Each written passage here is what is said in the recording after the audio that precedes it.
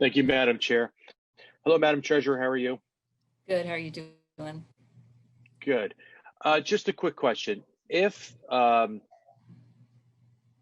this passes and is challenged in the courts like it was in 2004, I know it's different. It's been 16 years, but if the challenge and this is denied and it's found unconstitutional, has the administration gamed out a scenario to cover that $7 billion that you say needs to be cut?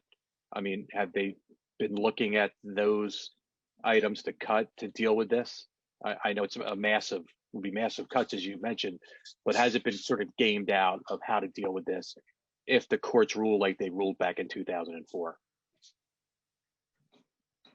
Right. Well, as you said, we would be looking at trying to solve for a massive hole for 2021 fiscal year. So it would be drastic cuts, and their own, we would have to come up with a budget in agreement with the legislature, and it would be a brutal budget. I just didn't know if the administration has started to sort of game this out to say, okay, back in 2004, something similar was tried, it failed. Let's start looking at 21 now, or the next budget 21, and say we're gonna have to cut X amount percent across the board, or we're gonna look at certain programs. Has anything like that been sort of strategized in case this goes south? Well, we're aware of what the potential hole would be. So we would need to look at state operations and what goes out into the communities in terms of,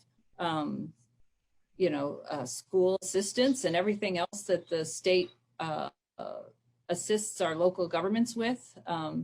And it would all have to be on the table. Our operating piece is very limited from the state perspective. So,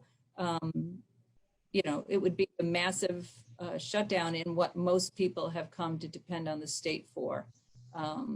It's just a massive hole that we would need to work together to address. Thank you, Madam. Just add at a time when. Thank you, Madam Chair. Okay, I'll just add at a time when most people are turning to their local and state governments to try and help them meet the challenges they're facing.